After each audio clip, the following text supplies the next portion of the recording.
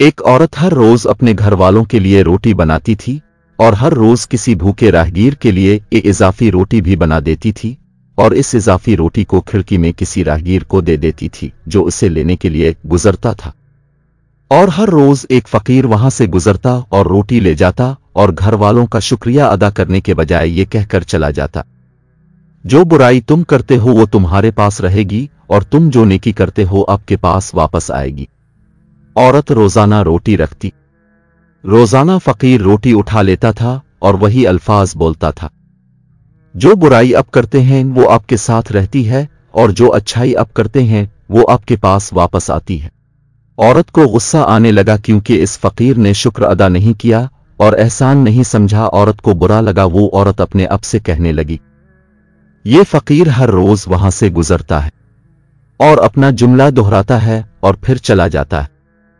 एक दिन इस औरत ने अपना जहन बना लिया और फैसला किया कि मैं इस फकीर से छुटकारा हासिल करूंगी। इस औरत ने इस रोटी में कुछ जहर मिलाया जो उसने फकीर के लिए बनाई थी और इसे खिड़की में रख रही थी कि इसके हाथ कांपने लगे।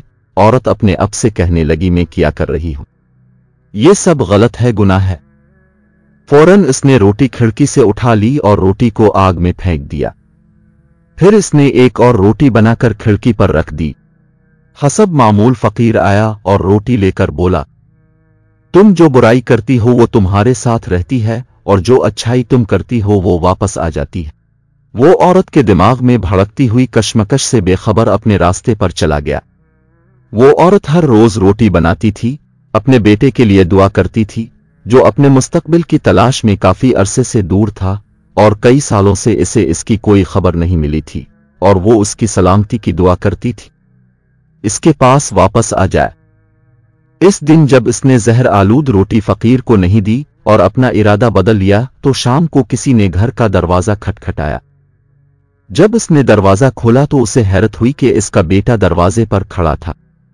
वो पीला और थका हुआ था और उसके कपड़े तकरीबन फट चुके थे और वो भूखा और थका हुआ था। और जैसे ही इसने अपनी मां को देखा इसने कहा, ये एक मौजिज़ा है कि मैं यहां हूं।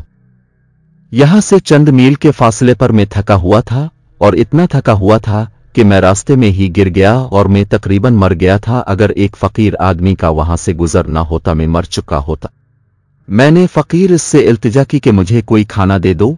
वो फकीर इतना मेहरबान था कि इसने मुझे रोटी दी और मुझे रोटी देते वक्त इस फकीर ने कहा कि ये इसका का खाना है और आज वो मुझे देगा क्योंकि मेरी जरूरत इसकी जरूरत से बहुत ज्यादा है।